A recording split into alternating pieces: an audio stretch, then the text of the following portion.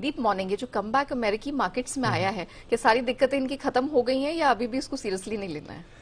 I think अगली Fed policy तक बाजार ने डिसाइड कर लिया है कि किसी भी नेगेटिव न्यूज पर रिएक्ट नहीं करेंगे और अच्छी न्यूज पर अच्छा रिएक्शन देंगे, और वैसा ही आपको होते हुए दिख रहा है। इनफैक्ट लगातार दूसरे दिन अच्छा एक्शन अमेरिकी बाजारों में बना। आज जैसा आप बता रही थी, ज्यादातर एशिया के बाजार बंद हैं, बट जो बाजार खुले हुए हैं वहां पर भी आपको मजबूती दिख रही है। जापान के बाजार देखिए 1% से ज्यादा आपको ऊपर दिखेंगे।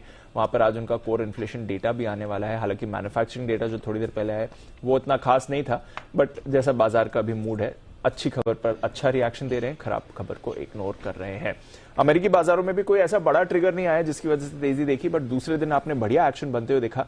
250 अंकों का उछाल आपने डाउ पर देखा है, पर एक बार फिर से आईटी स्टॉक्स की लीडरशिप थी और नैस्डैक 2% ऊपर रहा। इस साल अगर आप देखें तो करीब करीब 9% की तेजी आपको नैस्डैक में आती हुई दिखी है। तो पिछले साल 33% टूटने के बाद इस साल अब तक तो नैस्डैक बहुत ही बढ़िया प्रदर्शन दिखा रहा है। आईटी के अलावा जो सेमीकंडक्टर शेयर्स हैं वहां पर भी आपने अच्छा एक्शन बनते हुए देखा, तो वहां से भी एक मूव आ रही थी। चीन के वापस खुलने से एक बढ़ती डिमांड की भी संकेत आ रहे हैं, जिसकी वजह से इन शेयर्स में आपको एक्शन दिखा। लगभग सारे सेक्टर्स ही ठीक ठाक ट्रेड कर रहे थे। एनर्जी शेयरों में आपने थोड़ी नरमी देखी, वहां पर भी एक दो स्टॉक्स थे जिनमें ज्यादा गिरावट आई, जिसकी वजह से एज अ सेक्टर यहां पर वीकनेस देखी। बट अदरवाइज बाजार की तरफ से एक बार फिर से एक बढ़िया ब्रॉड बेस्ड पार्टिसिपेशन आपको आते हुए दिखा है। 10 साल की बॉन्ड यील्ड पर रखिएगा नजर, ये थोड़ा 3.5% के ऊपर आ गई, तो 2 दिनों से हल्की हल्की बढ़त है, बट 3.5% के आसपास। ये कोई ऐसी अनकंफर्टेबल चीज नहीं है। एक हफ्ता है अभी भी फेड की पॉलिसी में, और उससे पहले बाजार अच्छे मूड में ही आपको दिख रहे हैं। ज्यादातर एक्सपर्ट्स मान ही रहे हैं कि 25 बेसिस पॉइंट्स की हाइक होगी और उसके बाद शायद फेड पॉज करेगा। कल इनफैक्ट वॉल स्ट्रीट जर्नल की एक रिपोर्ट भी आई थी जिसमें कहा था कि इस बार फेड डिस्कस करने वाला है कि पॉज करना क्या जरूरी हो गया है या नहीं, पर देखते हैं। एक हफ्ता बाकी है और काफी सारी खबरें उसको लेकर आ ही रहे हैं। आज की अगर आप बात करें तो माइक्रोसॉफ्ट के नतीजे आने वाले हैं, तो उस पर बाजार की नजर जरूर बनी रहेगी।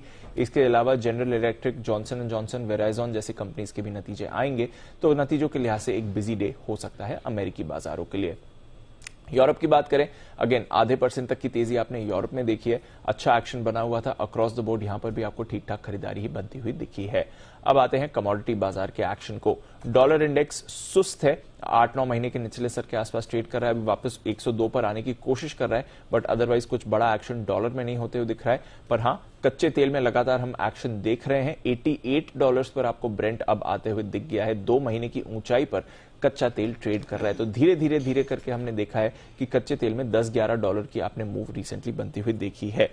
सोना 9 महीने के ऊपरी स्तर के करीब है, सपाट है, कुछ ज्यादा बड़ा एक्शन वहां पर आपको नहीं दिख रहा है। बेस मेटल्स में आपको स्थिर कारोबार दिख रहा है और एग्री कमोडिटीज में भी थोड़ा मिला जुला एक्शन रहा है। तो ओवरऑल बाजार ठीक है, कोई ऐसा बड़ा ट्रिगर भी नहीं निकल कर आया है और अच्छा एक्शन बना हुआ है। जो रिबाउंड हमने फ्राइडे को देखा, कल अमेरिकी बाजारों ने उसे कैरी फॉरवर्ड ही करा है। अब देखते हैं आज कैसा एक्शन वहां पर बनेगा। बिल्कुल, चलिए तो ग्लोबल क्यूज पर हमारे मार्केट कैसे करते हैं रिएक्ट, इस पर रहेगी नजर। शुक्रिया दीप, वो पूरी डिटेल्स दर्शकों के सामने रखने के लिए।